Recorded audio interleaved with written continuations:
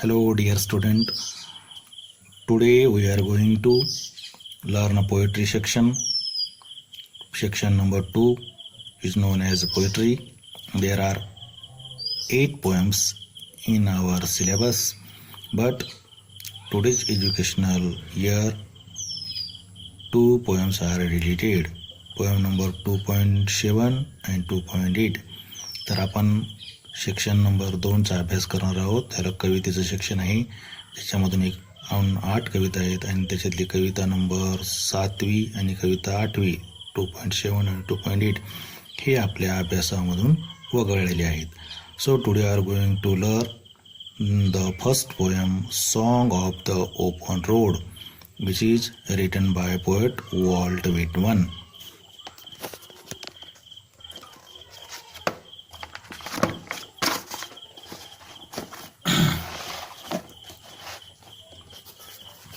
So dear student, firstly we are going to know about the poet and brief summary of the poem.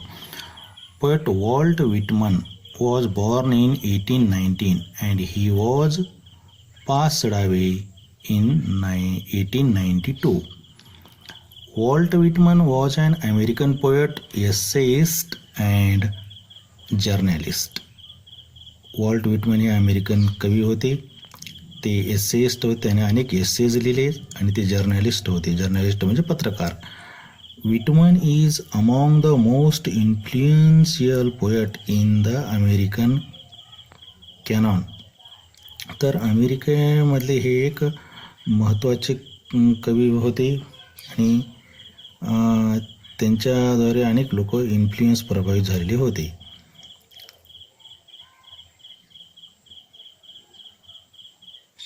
And is often called the father of free वर्स. आणि त्यांना father of free वर्स असं म्हटलं जाते. Free वर्स हा एक कवितेचा प्रकार आहे ज्याच्यामध्ये राईम आणि रिदम्स असे नसतात, यमक नसतात आणि कविता ही फ्री वर्समध्ये मुक्त छंद प्रकारामध्ये लिहिली जाते. आणि अनेक कवी यांच्यामुळे इन्फ्लुएन्स झाले, प्रभावित झाले, म्हणून त्यांना फादर ऑफ फ्री वर्स असं म्हटलं जाते. मुक्त कवितेचा उद्गाता असं म्हटलं जाते. He grew up in Huntington in a family with difficult economic status. ते एका डिफिकल्ट इकॉनॉमिक स्टेटस म्हणजे गरीब कुटुंबामध्ये त्यांचा जन्म झाला होता.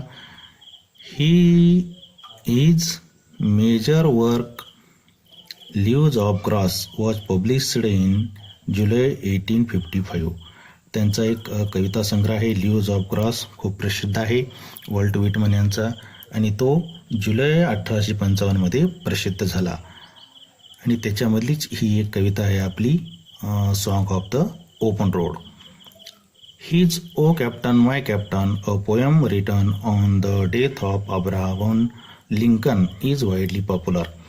तर त्यांची कविता आहे ओ कॅप्टन माय कॅप्टन, आणि ती त्यांनी अमेरिकेचे तत्कालीन राष्ट्राध्यक्ष अब्राहम लिंकन यांच्या मृत्यूनंतर लिहिली.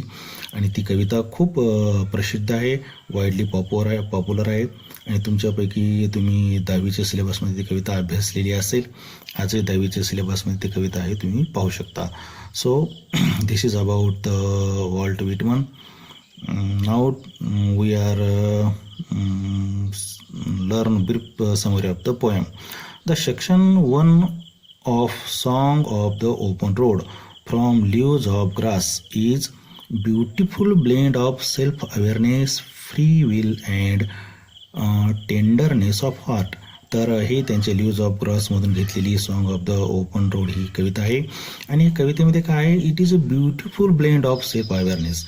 हे मानवाच्या सेल्फ अवेअरनेसचं, स्वतःच्या जागृतीबद्दलचं, स्वतःच्या इच्छेबद्दल, स्वतःबद्दलचं हे अवेअरनेस असले पाहिजे. यातून सांगले आहे स्वतःची इच्छाशक्ती कशी असली पाहिजे, फ्री विल असली पाहिजे. आणि त्याप्रमाणे माणसानं स्वतःबद्दल अवेअर असलं पाहिजे, जागरूक असलं पाहिजे, स्वतःला समजून घेतलं पाहिजे. आणि त्याचबरोबर आपलं हे हार्ट कसं असलं पाहिजे, टेंडर असलं पाहिजे, म्हणजे प्रत्येक गोष्टीची आपल्याला जाणीव असली पाहिजे. इट गिव्ज अस पोएट्स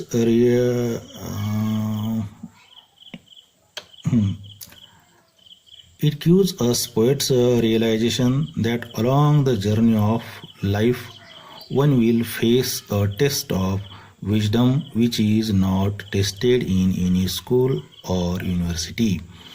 तर कवी काय म्हणतो, आपण जसं सेल्फ अवेअर असलं पाहिजे तसं माणसाचं जीवन कसं आहे, it is a journey of life. माणसाच्या जीवनाचा प्रवास हा कसा आहे, एक प्रवास असा आहे की ज्याची टेस्ट केली जाते त्याच्या शहाणपणाची आणि त्या विजडमची. आणि ही विजडम आहे ती माणसाच्या प्रवासाच्या जीवनाच्या प्रवासातून माणसाला मिळत असते. त्यातून जीवनाच्या प्रवासातून येणाऱ्या अप्स अँड डाऊन्समध्ये, हॅपीनेस आणि सॅड मोमेंटमधून माणूस हा विजडम शिकत असतो.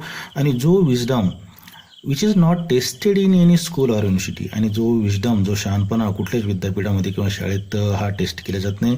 शाळेमध्ये जसे आपले पेपर होते, ऑब्जेक्टिव्ह टाईप पेपर असतात, रिटर्न असतात, ओरल पेपर्स असतात आणि त्यातून आपल्या मार्काची टेस्ट होते. परंतु आपल्या विजडमची, आपल्या शहाणपणाची टेस्ट ही शाळेतून होत नाही, कुठल्या चार भिंतीत होत नाही. ती आपल्या फक्त जीवनाच्या लाईफमधून, जर्नी ऑफ आवर लाईफ, त्याच्यातूनच आपला विजडम हा शहाणपणा टेस्ट केला जातो.